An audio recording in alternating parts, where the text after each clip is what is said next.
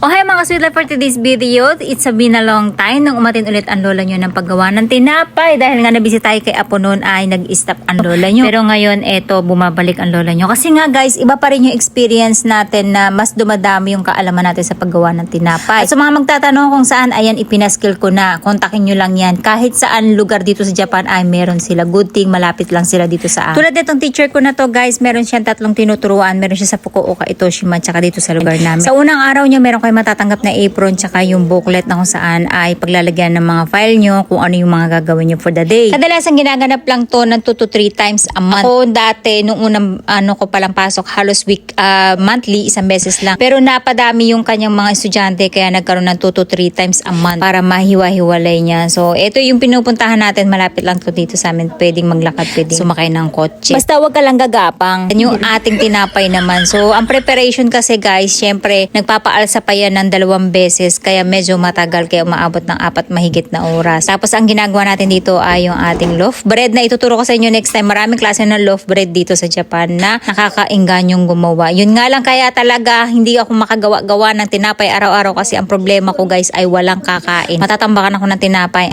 Buti kung may freezer kasi ang tinapay ay pwedeng i-freezer. So ayan, kung makikita nyo guys, minamasa-masa, tapos tinitiklop-tiklop, tapos papaalsahin ulit. Ganun, ang daming neto proseso. Kaya maganda talaga guys yung actual yung nakikita, yung inaaral nyo kaysa yung nanonood lang tayo sa YouTube. Iba pa din kasi dati sa YouTube lang din ako nanonood talaga. Pero hindi ko talaga magets-gets bakit ang tigas ng tinapay ko. Pero nung nag-aral na ako sa mga ganitong baking school, ay grabe, na-perfect ko na. Para ako talaga professional na na guys, yung baker na talaga. Kaya iba yung nakikita mo talaga kasi nakakapagtanong ko nga kung ano yung mga hindi mo alam. Tapos ito yung mga lahok ng ating tinapay na tinatawag nilang mame daiko. Ang ibig sabihin ng mame ay yung mga beans na ilalahok niya. Tapos kinakailangan ay i-stretch nyo yung tinapay para mailagay daw natin yung mga beans at yung ating walnuts. Ang pinakamahirap sa akin talaga guys sa pagbibake na pinakahit na hate ko ay yung nagmamasa at yung ganitong gumagamit ng rolling pin. Alam nyo bakit? Ewan ko, hindi ko siya ma-extend yung tinapay kahit nasabihin mo napakalambot na ng tinapay. Nasa technique na lang talaga. Sila amis na amis dyan kasi na-stretch ko yung tinapay ng pahaba. Kailangan kasi ay ma-stretch mo siya ng mahaba para ma-irolyo mo siya ng mas maraming ikot. Actually ako nga dinaya ko lang yan para dumikit dyan sa tela. At yung ginagamit natin na tela na yan, kung makikita nyo yung parang katsang makapal. Nakaka-amis, diba guys? Hindi dumidikit ang mga tinapay dyan kahit kami naghihiwa dyan, nag-chop ng tinapay. Diba? Tapos may nabibili dyan na maliit lang. Kung malapit lang talaga ang Pilipinas, magbebenta ako kasi ang mura nga lang dito sa sensei ko na to. Yun nga lang. Bago tayo makapagpa-stock o makapagpadala sa Pilipinas, aabutin ng siyam-siyam ng buwan kasi nga medyo matagal ang shipping. Tapos, after natin mapaalsa ating mga tinapay, ayan, sabay-sabay yan guys,